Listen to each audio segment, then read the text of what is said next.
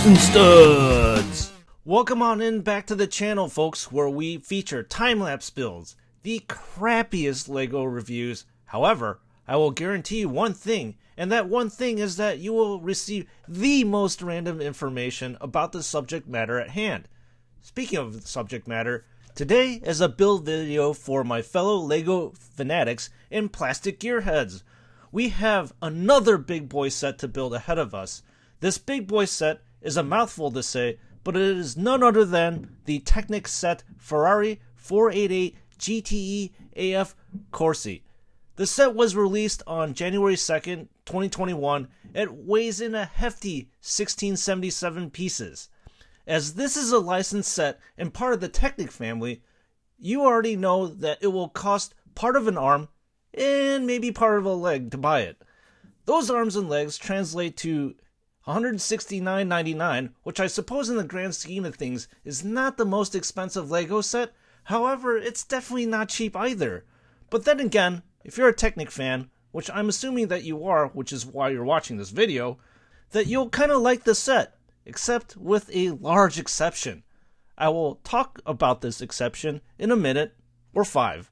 I would also like to take this opportunity to ask you, the viewer, to please subscribe to this humble little channel. Your subs help the channel keep plugging and chugging away like a 50cc engine and help me give the motivation to pump out all this LEGO-y goodness. So, your support would mean the world to this channel if you can please help me out. Again, to my current supporters and subscribers, your help, constructive criticism, and encouragement mean the world to me, and you know who you are, so thank you as always. Speaking of subscriptions, we are currently at 28 at the time of recording this video, and we are inching closer and closer to our short-term goal of 50 subscribers. You may ask, what happens at 50 subs? Well, current viewers already know what's up, but if you're new to the channel, we are going to throw a virtual party. I lied, not really. Although, I would think that throwing one would be kind of cool. But anyway, if you have been watching my other videos, I said that once we hit 50 subs, we are going to be doing a giveaway. A lucky winner, or maybe even lucky winners, will be sent LEGO poly bags as a thank you for turbocharging this channel up to 50 subs. The biggest reason why I want to give away these poly bags is to share my love and passion for LEGOs to you all. The LEGO community is a warm, inviting, and all-inclusive community where people around the world, despite nationality, religion, and beliefs, can gather together and marvel at massive, custom, and unique LEGO builds. I want to keep perpetuating this close, tight-knit family vibe as LEGOs, well, they're my life. All the people who know me, especially my family, friends, and even coworkers, know that I absolutely love these little pieces of building plastic. Also, whenever I build a LEGO set, all my cares and problems seem to melt away.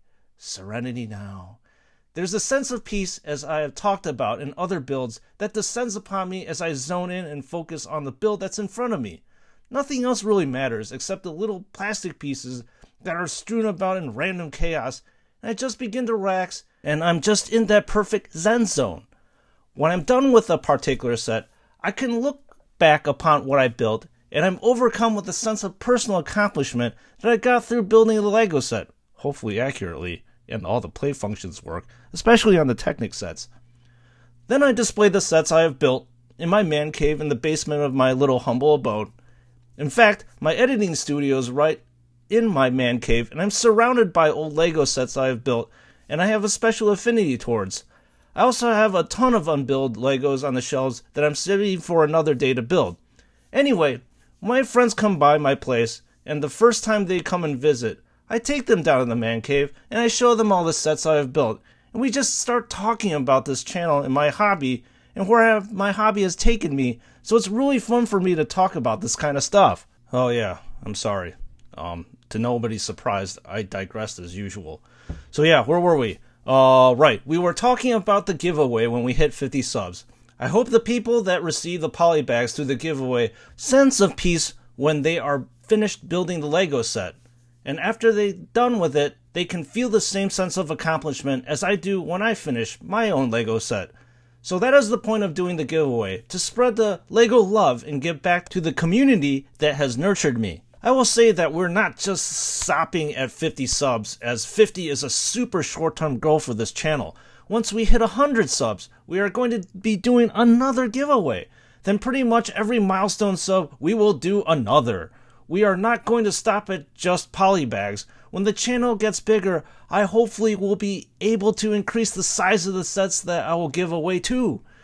I may, also just may, give away sets that are discontinued as well. So let's help the channel get to that point, because by helping the channel, I can give back to you. Speaking of subscriptions, you can also hit me up on my socials at both Instagram and Twitter. You can find me on both platforms at Sprues and Studs. So you may be asking, well, why the hell would I ever do that? Then my answer would be, the power of the brick compels you. Well, the real answer is that on these social media platforms, I post about stuff that I'm interested in, but most important thing is that I post sets that I have bought, sets that I'm currently building, and the sets I will be building in the future. Just think about it. You'll get exclusive behind-the-scenes access days, if not weeks, or even months before a video is featured on this channel. I will let you know, I built this Ferrari set back in mid-July and posted all over Insta, so people already over there knew that this video was coming even a month before it was released. Maybe at some point in time, I'll post pictures of my man cave, or some behind-the-scenes pictures or footage of my quote-unquote studio. The best part of this is that this costs you absolutely nothing except a follow or a sub, depending on what platform you're on. So put the pedal to the metal on that sub button on YouTube, rev that follow button on Insta, and unleash the turbos on that follow button on Twitter as well. So remember back at the beginning of this video where I mentioned there might be an exception of why you would not like this set. So, just to let you know, this exception is that I have to forewarn anybody who wants to buy this set, is that if you hate stickers, you will absolutely hate this set, and it's going to haunt your dreams. I mean, I have nightmares and PTSD to this day when I look at the completed set, because I'm thrown back to the traumatizing situations of placing stickers on the set. This model has a total of not 30, not 40, but a whopping total of 58 of these damn things. I will let you know that I was nearly driven crazy by the sheer amount of these things that you need to put on this model. Every single one of these stickers were so triggering for my neuroses, because I needed to make sure the decals were applied evenly and on the center of each piece. Also, the bigger the stickers, the harder they are to center, and there are very, very many large stickers. I swear to you, I felt like I spent half if not 2/3 of the time stickering rather than actually building this model. That is not to say that I do not like this model itself, but yeah, you're going to hear me gripe every now and again during this build about these damn decals. However, I know that just like with any of these track cars, these stickers are a necessary evil to give the car more depth and flavor. I suppose you can opt out not putting these stickers on the Ferrari, but it really would not look like a track beast if it did not have all these livery things emblazoned on the front, side, rear, top, bottom, pretty much everywhere on the car. I suppose the silver lining is that you will not encounter too many stickers when you're building bags 1 and 2 on this Ferrari, so that will translate to minimal amounts of stickers on part 1 of this video. However, I am forewarning you that you will be seeing plenty of them once you hit bags 3, 4, and 5, which means they will be festooned all over part 2 of this build. Speaking of which, as I have begun to roll out part 1 and part 2 types of videos featuring one set, I am curious to see what you think about this format. Would you rather have these large sets be on one video, or have the build split into multiple parts? Please leave a comment below. I have rolled out these types of multi-part videos, first with the Lego Seinfeld set, and secondly, the Creator Porsche 911 set. I have not heard back any feedback from you all. The reason why I split these sets in half is because I know that watching a build video for 1 hour straight is not an easy thing to do. Hell, I'll even admit to you that my attention starts wandering even after the first 5 minutes of the video, so that's why I decided to split these videos into 2. Our time and our attention spans are limited, and I want to maximize both on these videos. Anyways, I would like to know if you like these marathon sessions, i.e. a video featuring one big set to be on one video, or do you like these videos broken up to 2, or maybe even 3 or 4, depending on the size of the set. Also, on this particular LEGO set, I unfortunately had to accelerate the video to 6 times the normal build speed, because the video would have run more than a half an hour long, which in my opinion is a long time to watch and handle at one time. Unfortunately, if I speed up the video to about 6 times, I don't think I'm actually doing justice to you, the viewer, because you have a hard time keeping track and seeing where the pieces go and fit on the various models. On the flip side, I know that time is precious to everyone, so that is why this build video looks a bit more frenetic than usual. Would you rather me slow down the build to 4 times the speed, which is my typical video editing speed, or keep it at 6? Again, please leave a comment below. See? I told you that most of the things that I am talking about have absolutely nothing to do with the set, and what I'm going to say next also really doesn't have anything to do with the set directly per se. However, it has everything to do with the real-life car the set is based off of. Channel regulars know that I would love to talk about the specs of the real-life car. However, in this instance, I do not have any specs on the Ferrari 488 GTE F Corse. When I tried to do a interweb search, I came up as empty as a gas tank in a dirt buggy that is stranded on a dune in the middle of a desert at 120 degrees. I suppose that Ferrari wanted to keep the specs under a tight vinyl wrap so that competitors do not have access to this information readily, so that Ferrari can compete with the rest of the track cars, such as this fire-belching beast. However, I am happy to report information on the regular 488 version is available, so I will ramble on about those specs. However, I'm pretty damn sure that the GTE AF Corse is a massively tuned, stripped out version of the 488. So anyways, the regular Ferrari 488 replaced the 458, which was released in 2016. The 488 is also supposedly have 54, actually I think it's 50% more downforce compared to the 458. The 2016 version of the 488 is a mid-engined 3.9-liter twin-turbocharged V8 that used a more powerful plant compared to its predecessor, which used a naturally aspirated engine. The engine itself has 488 cc's per cylinder, hence the name 488. This beautiful piece of machinery can do 0 to 60 in about 3 seconds and covers the quarter mile at a blistering 10.45 seconds. The top speed of the 488 maxes out at 205 miles an hour. That's if you're lucky to find a strip of tarmac that is long enough to get the 488 to that speed. Oh yeah, as usual, I left out the most important numbers, which is how many horses and torques does this older version of the 488 crank out? Well, the answer, dear viewers, is 661 horsepower and 561 foot-pounds of torque, which is obviously nothing to be scoffed at, but you know, us human beings, we don't really like to leave things the way they are and be satisfied with it, right? So the mad engineers at Ferrari went back to work on this car again. The first variation of the hardtop 488 is the Spider version. The Spider is pretty much the same version of the 488 except that it is open top. The engine and the tune is completely the same, so everything was left at 661 horsepower and 561 foot-pounds of torques.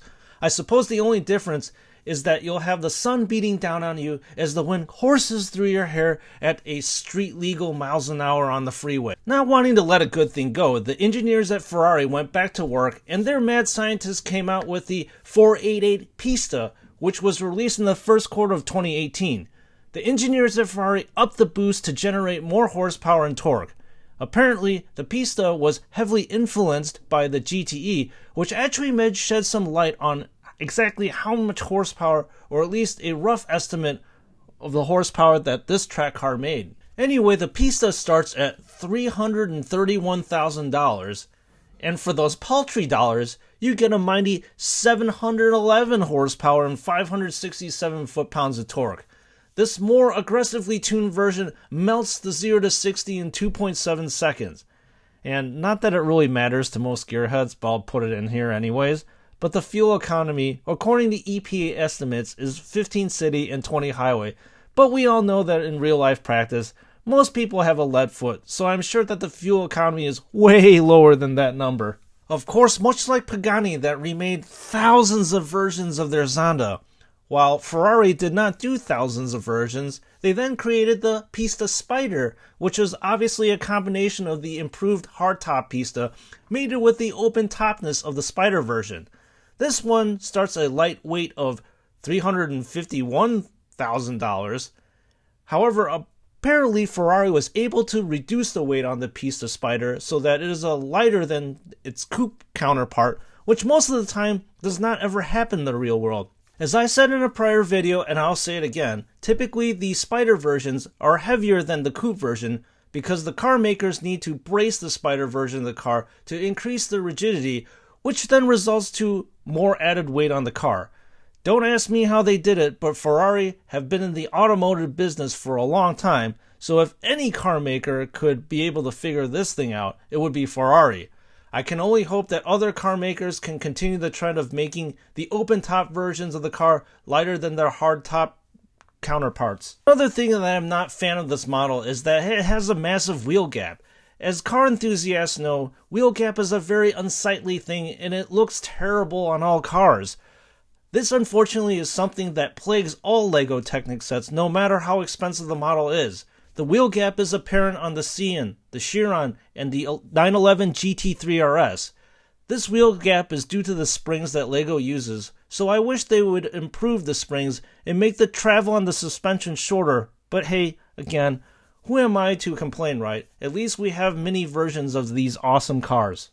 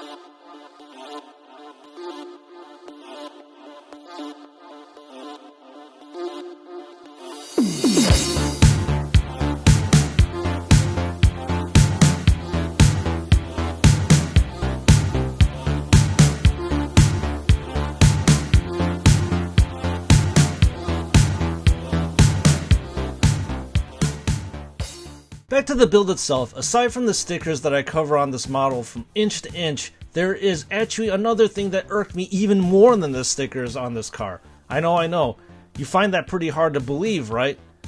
But I will let you know that this particular blade element that you're seeing in front of your face drove me crazy and still drives me crazy to this day, even when I pick up the car. The end of the blade attaches to the car's body by two Technic parts. However, that's the only thing that is really securing the blade section. You're supposed to push the blades into these two black claw-like Lego elements, and I wish those claw elements locked the blade into place. However, that's not the case. In every single step of the builds, the blades on either side would come loose, stick out of their original positions, and just be a general nuisance to put back every single time. I really wish the LEGO designers would have thought of a solution that locked these stickered black blades into place, but alas, that did not happen. Alrighty folks, that just about does it for this video. We are out of time and out of available attention span. Please let me know in the comments section, what do you think about the build so far? Do you think that it's going to be an epic one, or finish off as a little meh? I'm curious to know. Don't worry folks, part 2 is just around the corner, so you will not have to wait long to see the completion of this build. This is your humble host, Sprues and Studs, and I will see you all in part 2 of this build.